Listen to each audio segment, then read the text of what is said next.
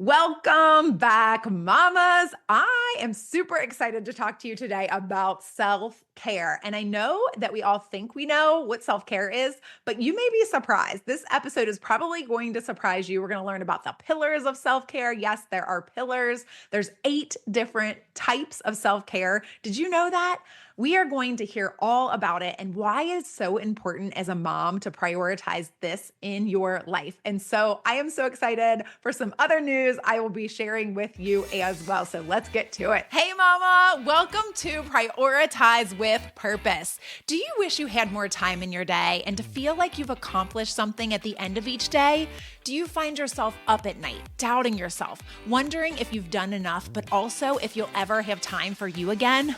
Do you wake up with big plans only to feel exhausted, out of control, and a little like Cinderella when your to-do list just seems to grow and your day gets thrown off track again?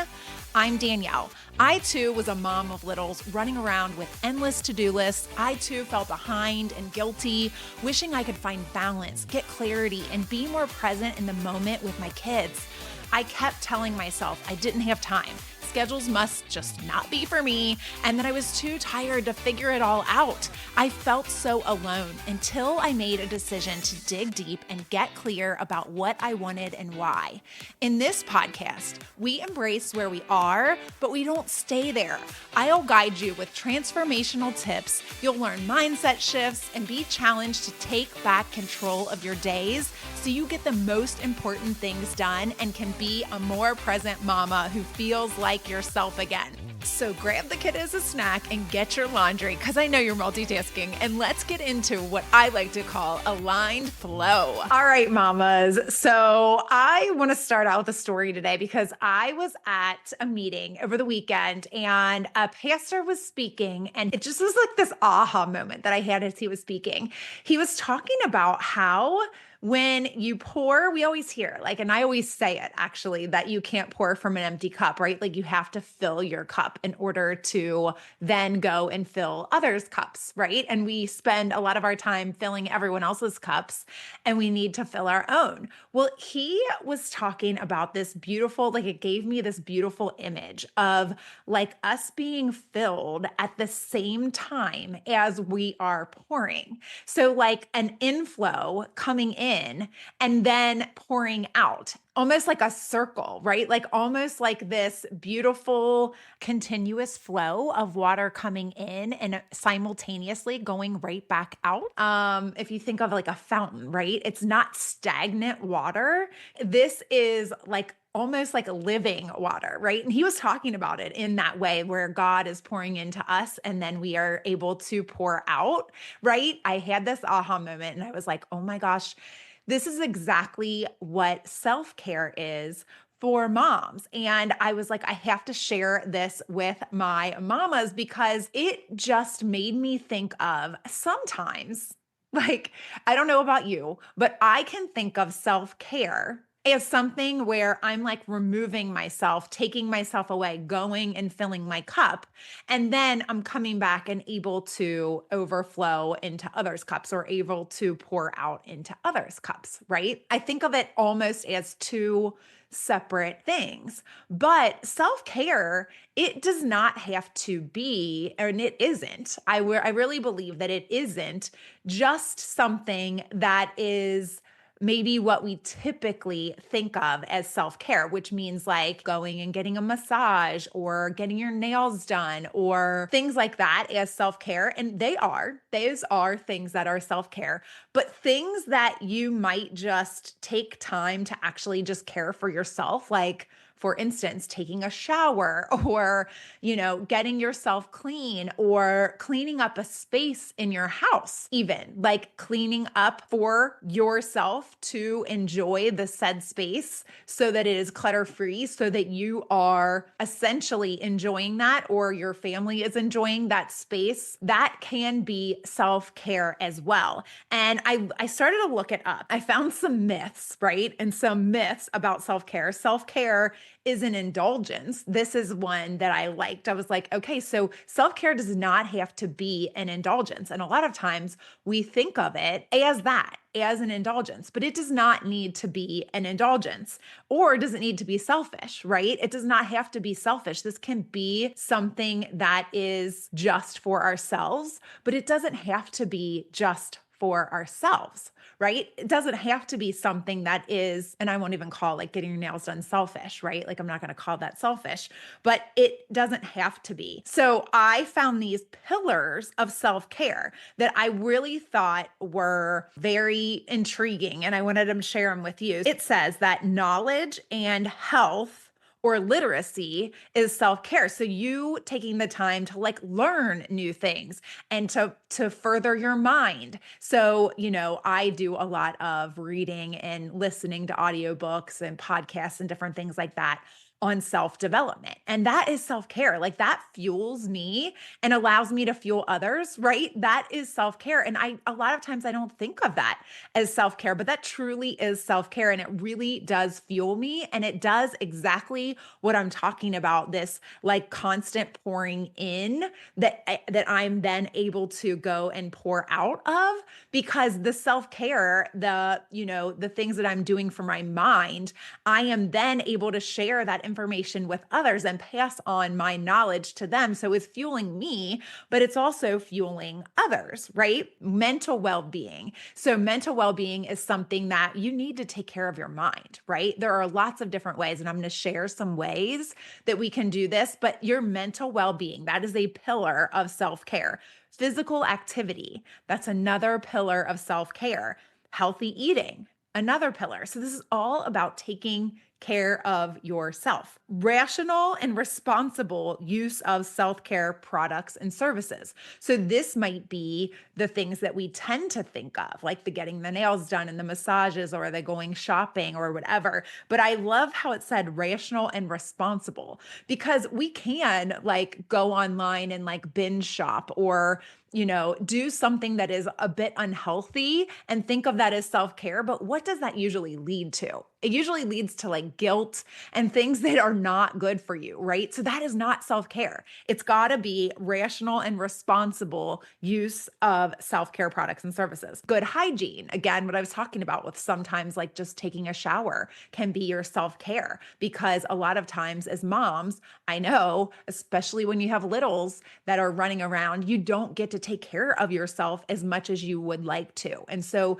taking the time to make an intentional decision to get a shower, to brush your teeth, to wash your face, the things that make you feel better as a person and more able to function. Those are self-care. And risk avoidance. I thought this one was really interesting. I was like, oh, risk avoidance. So this is actually probably takes a little bit of like planning, and like what I say, I always love to talk about prioritization or whatever, but like it really takes some looking at what are things that could get me into trouble that I want to avoid, that I know are going to cause me pain in the long run, right? Like, and so one that just popped into my head is like, setting a time limit on social media, or, that social media might be something like scrolling Facebook or Instagram, watching reels or TikToks or whatever it is, might be something that you kind of enjoy, but at the same time,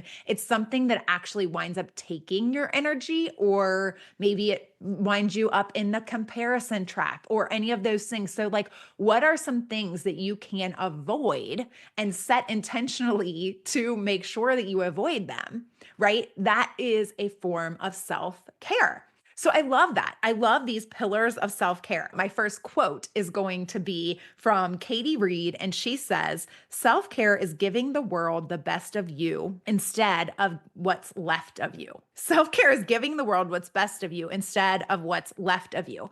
And I thought that was interesting because, okay, if that's what self-care is, it's about taking care of yourself so that you can give the world the best of you instead of giving them what's left of you, right? And as moms, a lot of times that's what we do. We are just giving people what's left of us because we are not taking the time for our self-care. And when we do this, we can give the world the best of us. We are able to give others the best of us when we have taken the time to do the self care on the front end. You guys, it is so important. And I just think that as moms, we tend to not prioritize ourselves enough.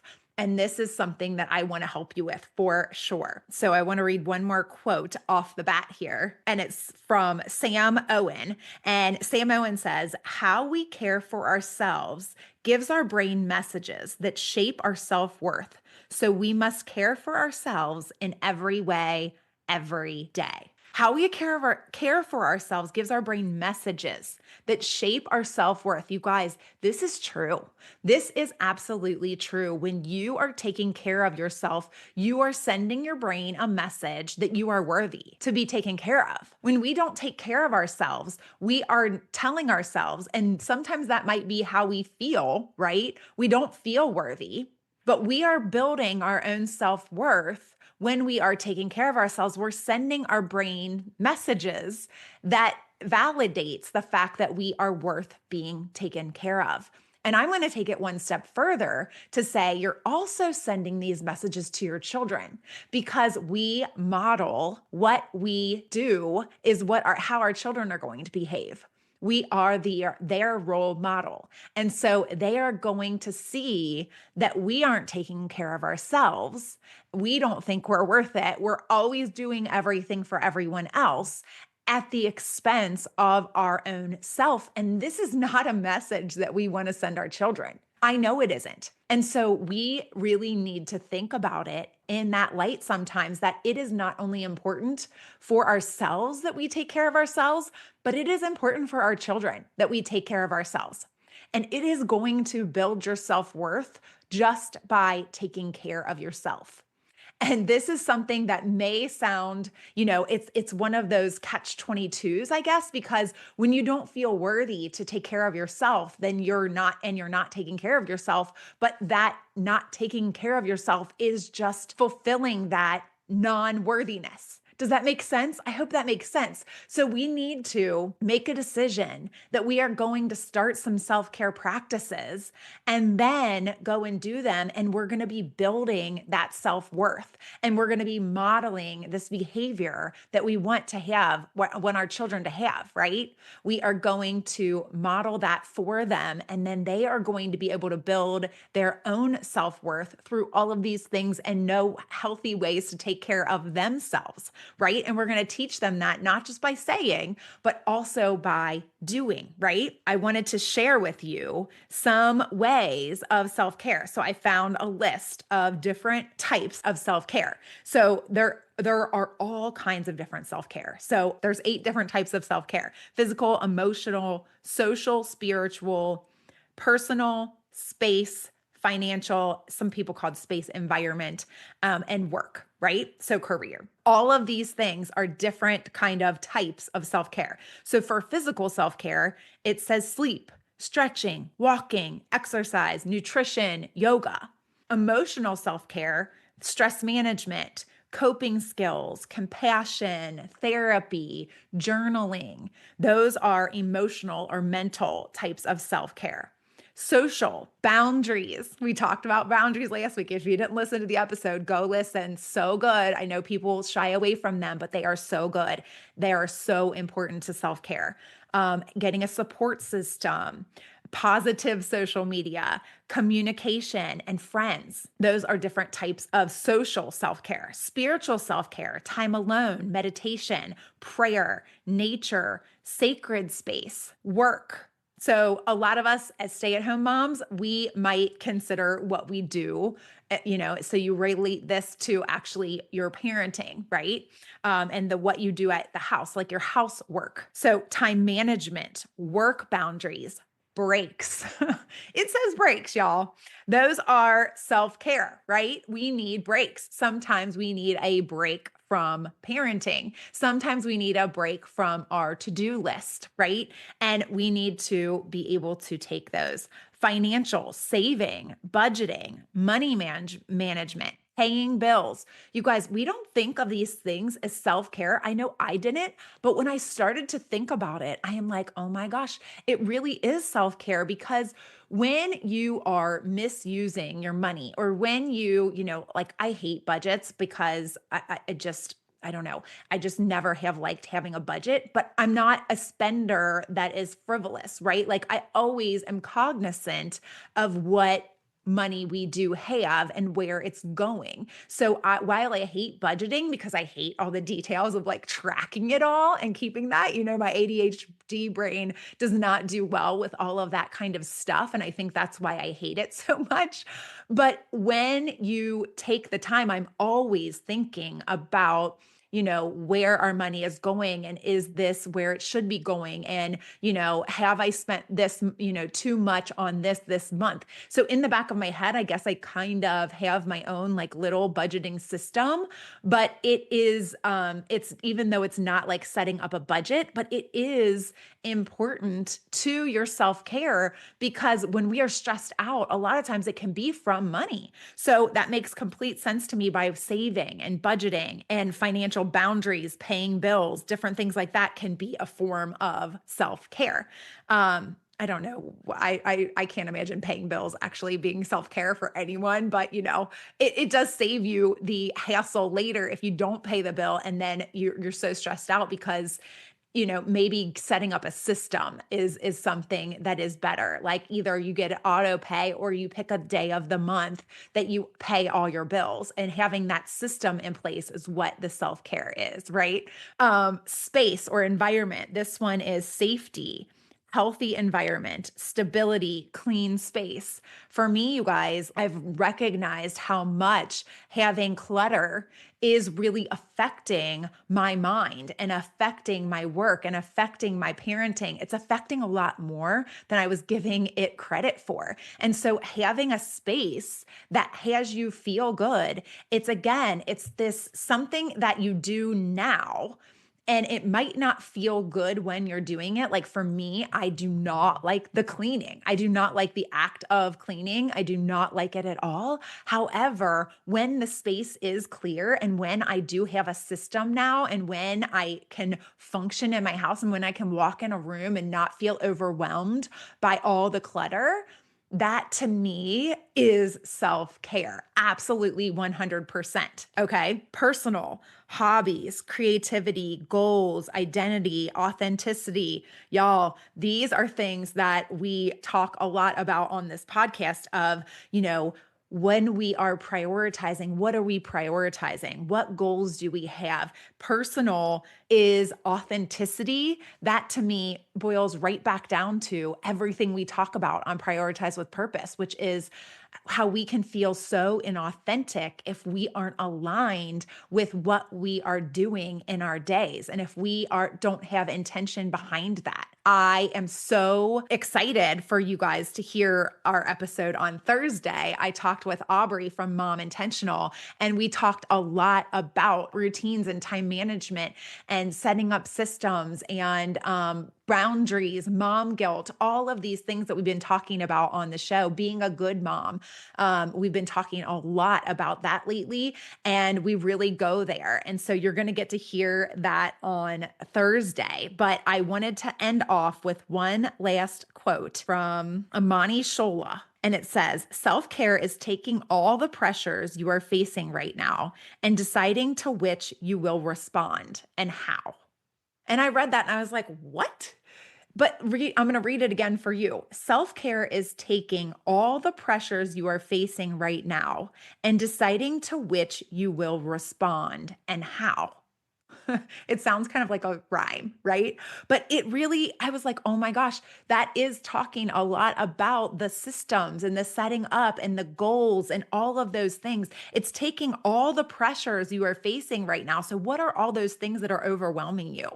And deciding to which you will respond and how. So maybe it is creating a system for this or that or the other thing, creating some way to help you enjoy. And I know sometimes as moms, we are like, we don't have the time to come up with a system or we don't have the time to come up with a schedule. I know I used to feel like that. But I promise you that once you figure out what's truly important to you, that's where it starts.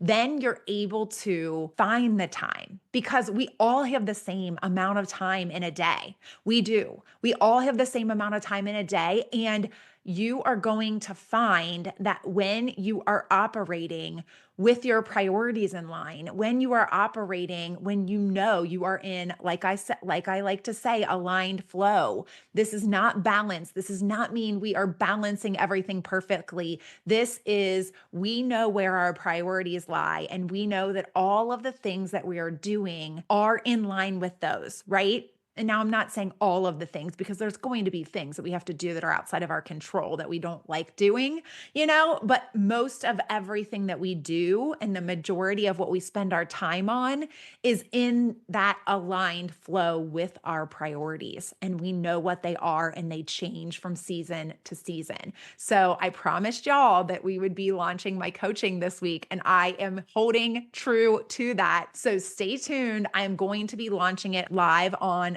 Thursday. So when you hear Aubrey and I talk on Thursday, which you are going to absolutely love, then you will be able to go and sign up for the Prioritize Your Purpose coaching. I am so excited. So now you know what it's called, Prioritize Your Purpose coaching, and you will be able to sign up on Thursday. Okay, so stay tuned for that. Until then, go check out the newsletter or the Facebook group. You can find it all on prioritizewithpurpose.com. I cannot wait to talk to you on Thursday. I hope you enjoyed today's episode, Mama. If something spoke to you, would you take 30 seconds to share this with a mom who may need some encouragement in her day? It lights me up to know this hit home with you. So please leave a quick review of the show and check the notes if you want to reach out to me. I'll meet you right back here next week. Keep smiling, y'all.